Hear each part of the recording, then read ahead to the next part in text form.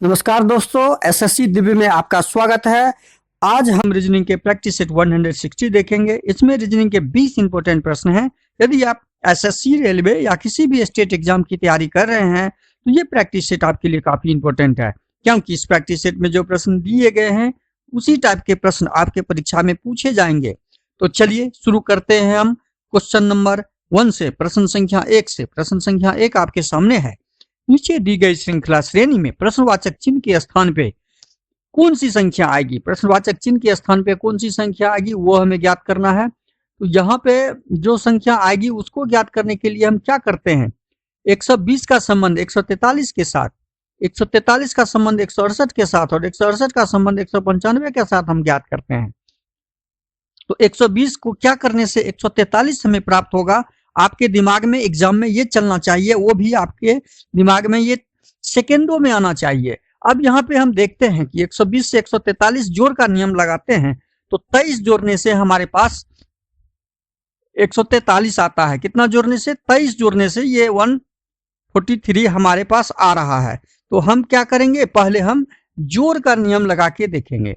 अब जोड़ का नियम जब नियम लगाते हैं तो हम हमारे पास 123, इसमें 23 जोड़ने से 143 आ रहा है। अगली संख्या 143 में क्या जोड़े जो 168 प्राप्त हो जाए। तो इसमें 143 में हम 25 जोड़ते हैं तो 168 हो जा रहा है। और 168 में हम कितना जोड़ते हैं जो 195 हो जा रहा है। तो हम 27 जोड़ते हैं, 27 जोड़ते हैं तो 197 हो रहा। तो हम यहाँ पे क्या प्राप्त कर रहे हैं कि 23 में कितना जोड़े तो 25 हो गया 2, 25 में कितना जोड़े तो 27 प्राप्त हो गया 2, मतलब 2 का अंतर हमें ज्ञात हो रहा है।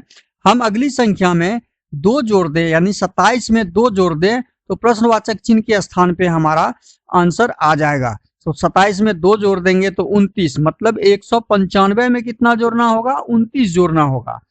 195 में जब 29 जोड़ेंगे तो हमारे पास जो संख्या क्या आ रहा है, हमारे पास 224 आ रहा है। तो प्रश्नवाचक चिन्ह के स्थान पे क्या हो जाएगा? 224, और हमारा आंसर क्या हो जाएगा? 224, जो ऑप्शन सी में दिया हुआ है। अगला प्रश्न है क्वेश्चन नंबर 2।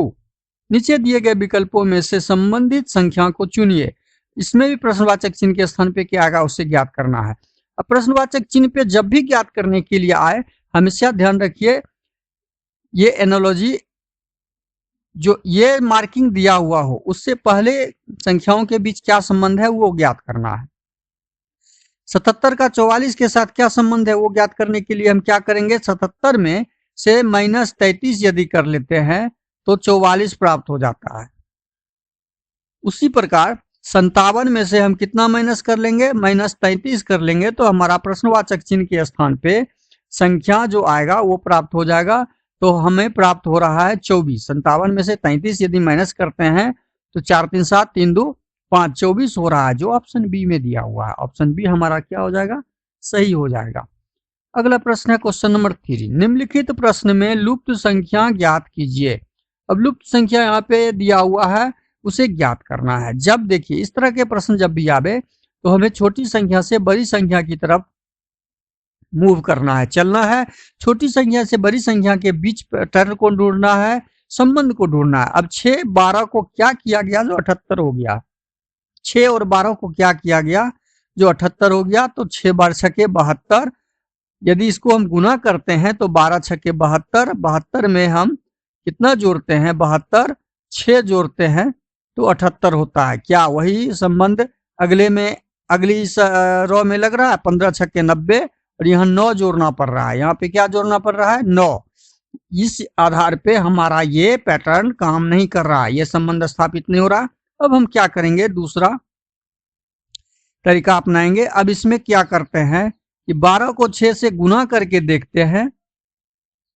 12 6 72, 12 को 6 से गुना कर लेते हैं और 12 को 6 से घटा लेते हैं तो हमें क्या प्राप्त होता है? 12 को 6 से घटा लेने पर हमारे पास जो प्राप्त होता है, 6 यहाँ पे प्राप्त हो गया, 72 और जोड़ देंगे 72 और 6 78, हमने 78 प्राप्त कर लिया। क्या यही सेम पैटर्न सेकेंड रो में लग रहा है? देखते हैं। 15 को 6 से गुना करेंगे और 15 घटे 6 कर लेंगे, 15 घटे 6 तो हमारे पास आ जा रहा है 99। तो हमने क्या पाया कि सेम पैटर्न से हमारा दूसरा रो भी काम कर रहा है। तो हम तीसरा का जो आंसर निकालेंगे, तीसरे रो का सेम पैटर्न लगाएंगे। 13 को 3 से गुना करेंगे 39, और 13 में से 3 घटा देंगे 10, उन जोड़ देंगे।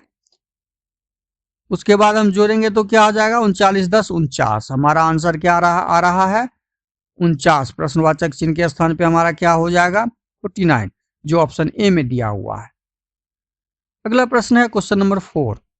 यदि ट्रेन का कोड दिया हुआ है 2915299195, तो बस का कोड दिया हुआ है 2310, तो कार का कोड क्या होगा। अब देखिए ट्रेन का कोड दिया हुआ है, ट्रेन के कोड के हिसाब से हमारा आंसर निकलेगा और बस का कोड ज्ञात करने से। तो ट्रेन में टी का मान होता है 20, टी का मान 20, आर का मान क्या होता है 18, ए का मान 1 होता है, आई का मान 9 होता है, और एन का मान जो होता है 14 होता है। तो यहाँ पे हमें 2 9 1 9 5 ज्ञात करना है। जब इस दोनों को जोड़ेंगे, इकाई दहाई को जोड़ लेंगे और इकाई संख्या में हमें ज्ञात करना हो तो 2 प्राप्त होगा। इस दोनों को जब जोड़ लेंगे, इस दोनों को जब जोड़ लेंगे 8 1 9 हो जाएगा। इस दोनों को जोड़ेंगे तो 9 हो जाएगा। इस सिंगल इकाई है तो 1 हो जाएगा, इस सिंगल इकाई है तो 9 का 9 हो जाएगा। ये फिर जोड़ लेंगे, 1 और 4 को जोड़ लेंगे तो हमारे पास क्या आ जाएगा 5 आ जाएगा, जो यहाँ पे दिया हुआ है, जो यहाँ पे क्या है दिया हुआ है। तो हमने कैसे ज्ञात किया, इसी प्रकार से बस का ज्ञात करते हैं। जब बस का हम निकालेंगे तो बी 2 नंबर पे, यू 21 नंबर पे, एस 19 नंबर पे, तो 2 का 2 ज्यों का त्यों रह जाएगा। इसका कोड जब भी ज्ञात करेंगे हम तो 2 का कोड ज्यों का त्यों, इसका क्या हो जाएगा, इस दोनों को जब जोड़ेंगे हम तो 2 1 3 हो जाएगा और 9 1 10 हो जाएगा। इस दोनों को जब जोड़ेंगे तो 9 1 10, जो यहाँ पे दिया हुआ है 23 10 23 10, हमारा कोड आया यहाँ पे 23 10। अब सेम हम कार का ज्ञात करेंगे, सेम प्रक्रिया से CAR कार का ज्ञात करेंगे। कार का जब कोडिंग करेंगे हम सेम पैटर्न से, तो कार का C का मान 3, A का मान 1, R का 18, 3 का मान 3 ही रह जाएगा, 1 का मान 1 ही रह जाएगा, और 18 का मान 8 1 9, दोनों संख्याओं को जोड़ लेंगे, दोनों अंकों को, तो 8 1 9 319। हमारा कोड क्या आया इसका कार का 319, जो ऑप्शन सी में दिया हुआ है। देखिए पैटर्न पकड़ने की जरूरत है, आप जितना जल्दी पैटर्न पकड़ लेंगे आपका आंसर उतना जल्दी आ जाएगा। अगला प्रश्न है क्वेश्चन नंबर 5। निम्नलिखित विकल्पों में से असंगत शब्द का चयन कीजिए। मुंबई, रांची, रायपुर और अहमदाबाद। मुंबई,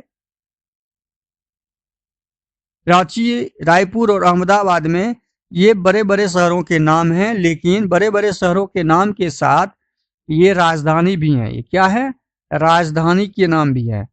ये महाराष्ट्र की राजधानी, रांची झारखंड की राजधानी, रायपुर आपका छत्तीसगढ़ की राजधानी, लेकिन अहमदाबाद गुजरात का एक शहर है, राजधानी का नाम नहीं है। तो हमारा ऑप्शन डी सही हो जाएगा, जो असंगत है। अगला प्रश्न है क्वेश्चन नंबर 6। निम्नलिखित श्रृंखला श्रेणी को ज्ञात कीजिए और प्रश्नवाचक चिन्ह हमें ज्ञात करना है। 4 5 9 14 23 27 बढ़ते हुए संख्या आ रही है, तो हम क्या करेंगे, 4 में क्या करने से 5 हम प्राप्त कर सकते हैं, तो 1 जोड़ने से। लेकिन 5 में 4 जोड़ने से 9, 9 में 9 5 जोड़ने से, फिर देखिए यहाँ पे 4 जोड़े, यहाँ 5 जोड़े, फिर यहाँ पे ये कोई जोड़ का संगत तरीका नहीं है, कोई जोड़ का पैटर्न नहीं है यहाँ पे। तो हम क्या करेंगे, पहली संख्या और दूसरी संख्या को जब जोड़ते हैं तो हमें तीसरी संख्या प्राप्त होती है। दूसरी संख्या और तीसरी संख्या को जब जोड़ते हैं तो हमें चौथी संख्या प्राप्त होती है। देखिए चौथी संख्या, तीसरी संख्या और चौथी को जब जोड़ते हैं तो हमें 23 प्राप्त होता है। जब हम 14 और 23 को जोड़ेंगे तो 37 प्राप्त होता है, 37 प्राप्त हो गया। और जब हम 23 और 37 को जोड़ेंगे तो हमें अगली संख्या प्राप्त हो जाएगी। यही पैटर्न इसमें लगा हुआ है। तो 7 3 10, 3 2 5 1 6 60, जो ऑप्शन डी में दिया हुआ है। हमारा आंसर यहाँ पे क्या हो जाएगा? 60। अगला प्रश्न है क्वेश्चन नंबर 7 देखते हैं। निम्नलिखित वर्गों से संबंधित वेन आरेख का चयन करें।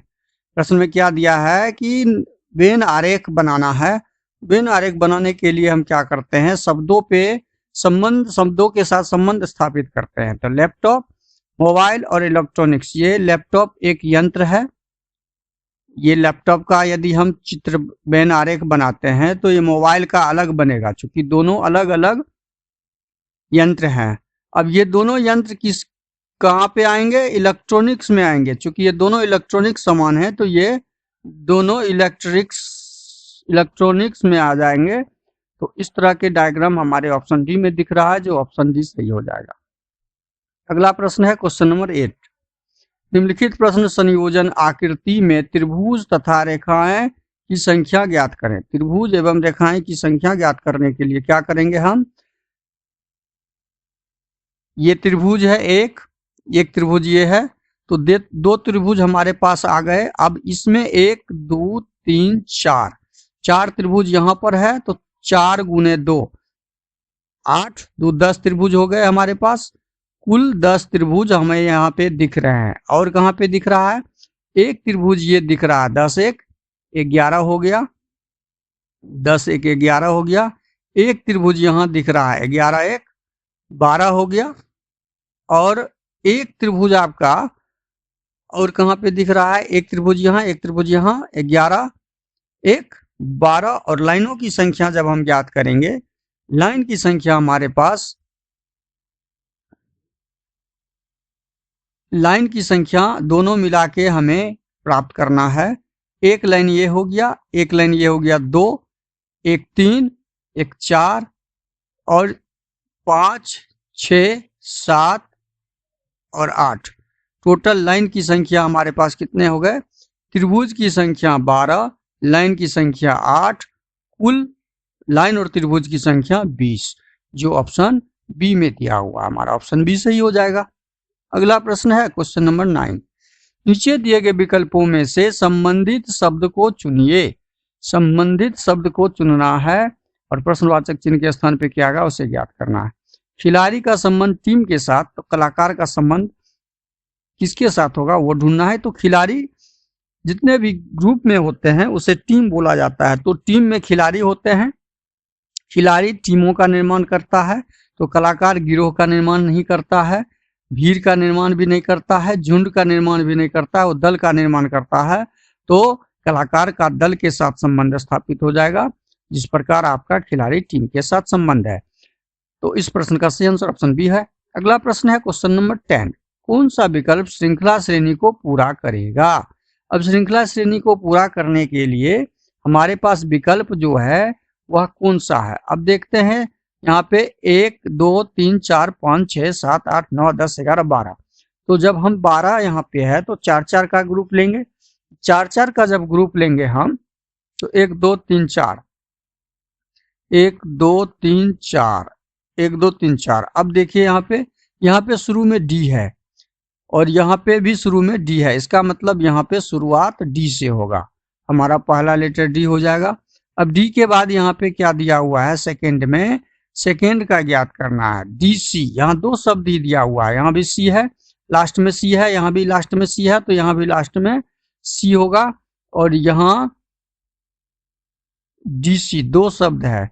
इसका मतलब डी सी करके तो हमने शब्द को ढूंढ लिया कौन सा शब्द यहाँ पे लगा हुआ है। तो डी सी डी सी, जो ऑप्शन बी में दिया हुआ है, ऑप्शन बी हमारा सही हो जाएगा। अगला प्रश्न है क्वेश्चन नंबर 11। दिए गए घन का अध्ययन करें, बताएं कौन सा विकल्प विपरीत को दर्शाता है। विपरीत को कौन दर्शाएगा? अब विपरीत को दर्शाने के लिए क्या सिस्टम है? इसके संलग्न में कोई भी घन सटा हुआ ना हो। चूंकि ए भी सटा हुआ है, एक्स भी सटा हुआ है, तो ये इसका विपरीत हो ही नहीं सकता। इसका विपरीत कौन हो जाएगा? 9 हो जाएगा। जी का विपरीत कौन सा हो जाएगा? 9 हो जाएगा।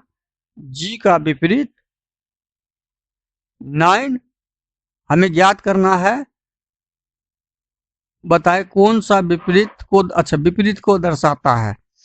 ए का विपरीत कौन हो, एक्स का ए का विपरीत कौन हो जाएगा, जी का 9, ए का 7, ए का 7, एक्स का 2। अब इसमें से हमें ढूंढना है कि जी का 7, जी का 9 है, जी का 7 नहीं होगा, ए का 2 या 2 का ए, 2 एक्स का विपरीत है तो ये भी ऑप्शन नहीं होगा, 7 का विपरीत ए या ए का विपरीत 7, ये यहाँ पे है, तो हमारा ऑप्शन सी सही हो जाएगा इस प्रश्न का। अगला प्रश्न है क्वेश्चन नंबर 12। एक निश्चित कूट में टेबल को UCEPJ लिखा जाता है, उसी प्रकार अंकित को क्या लिखा जाएगा। टेबल को जब लिखा गया TABLEUCEPJ,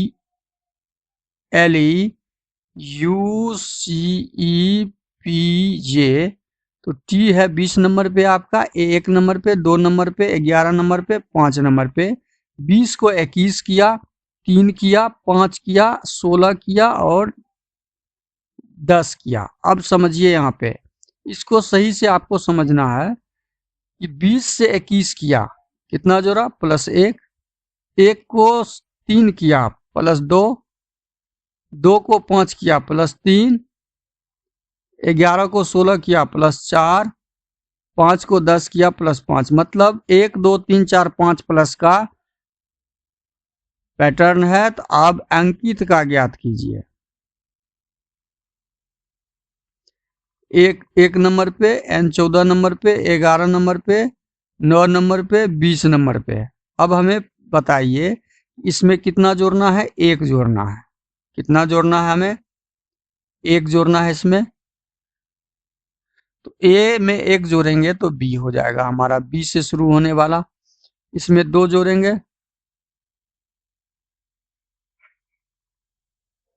14 में 2 जोड़ेंगे तो 16 हो जाएगा और 16 पी होता है। तो बीपी से शुरू होने वाला, बीपी से शुरू होने वाला हमारा ऑप्शन सी है, बाकी ऑप्शन संभव नहीं है। तो हमारा आंसर क्या हो जाएगा, ऑप्शन सी हो जाएगा। हम एग्जाम में बस इतना ही जाएंगे। अगला प्रश्न है क्वेश्चन नंबर 13। दी गई आकृति MN रेखा पर प्रतिबिंबित है, मतलब नीचे जल प्रतिबिंब बोलिए या नीचे प्रतिबिंब है। ये जब प्रतिबिंब बनेगा ये तो W बन जाएगा और ये त्रिभुज ऐसे त्रिभुज बन जाएगा। तो इस तरह की आकृति हमें ऑप्शन बी में दिख रहा है, तो हमारा ऑप्शन बी सही हो जाएगा। ऑप्शन ए में नहीं है, ऑप्शन सी में नहीं है, ऑप्शन डी में नहीं है, क्योंकि ये नीचे मुंह है, ये ऊपर मुंह है, लेकिन त्रिभुज ऊपर का ऊपर ही है, ये साइड के मुंह में है, तो हमारा ये तीनों ऑप्शन नहीं होगा। अगला प्रश्न है क्वेश्चन नंबर 14। यदि @ का अर्थ जोड़ है तो @ को काटेंगे और जोड़ का चिन्ह डाल देंगे। परसेंटेज का अर्थ गुना है, परसेंटेज जहां पे उसको कट करके गुना का चिन्ह डाल देंगे। डॉलर का अर्थ विभाजन है, भाग का है, डॉलर जहां पर है उसको कट करेंगे, भाग का चिन्ह डाल देंगे। हज का अर्थ घटाव है, तो हज को कट करके घटाव लगा देंगे। अब यहाँ पे देखते हैं कि 9, अब जब इसको सॉल्व करेंगे तो 9 जोड़ 114 भागा 19 गुने 5 घटे 21, 9 जोड़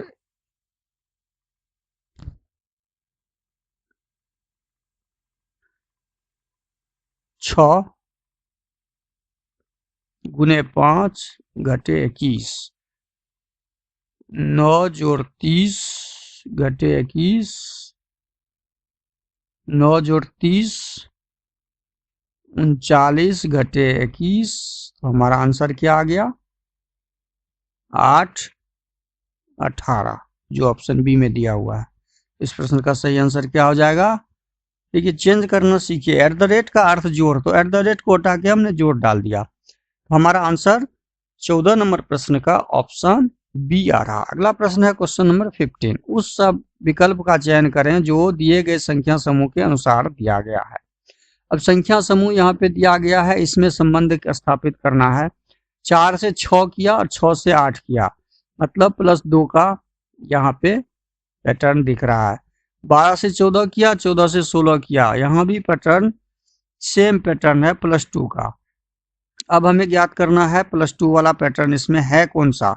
3 2 5, 5 4 9, यहाँ पर 2 और 4 का प्लस है तो यह होगा नहीं। 8 2 8 चाहिए तो संभव ही नहीं है। 3 का है, 5 3 8, ये भी संभव नहीं है। तो हमारे पास विकल्प बचा ऑप्शन डी जो सही हो जाएगा, जिसमें 9 और 2 जोड़ते हैं तो 11, 11 2 13। अगला प्रश्न है क्वेश्चन नंबर 16। दिए गए कागज संयोजन को दिखाए गए पैटर्न पर मोड़कर खोलने पर कैसे दिखाई देगा। क्वेश्चन नंबर 16 है और उसका सही आंसर हो जाएगा आपका, जब इसको ओपन करेंगे कागज को तो ये इस कॉर्नर में भी आएगा, इस कॉर्नर में भी आएगा और इस कॉर्नर में भी आएगा, ये यहाँ भी आएगा, यहाँ भी आएगा और यहाँ भी आएगा। अब इस प्रकार की आकृति हमें, ये तो यहाँ चौखुट है, ये ऑप्शन डी तो संभव नहीं है, यहाँ बीच में है ही नहीं, तो ऑप्शन बी भी संभव नहीं है।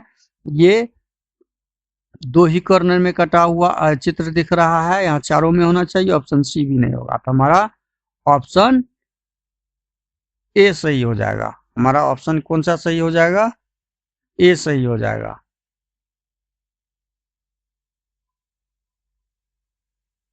अगला प्रश्न है क्वेश्चन नंबर 17। उस विकल्प का चयन करें जिसमें दिए गए आकृति सन्निहित है। सन्निहित आकृति है, वह आकृति है, वह कौन सी आकृति है जिसमें ये आकृति दिख रही है, वह ऑप्शन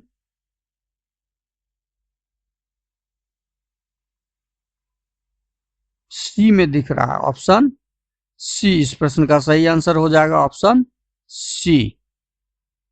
अगला प्रश्न है, यहाँ पे त्रिभुज का निशान दिया हुआ है, यहाँ भी त्रिभुज का है। अगला प्रश्न है क्वेश्चन नंबर 18। निम्नलिखित में से कौन सा विकल्प दिए गए पैटर्न को पूरा करता है। दिए गए पैटर्न को पूरा करने वाला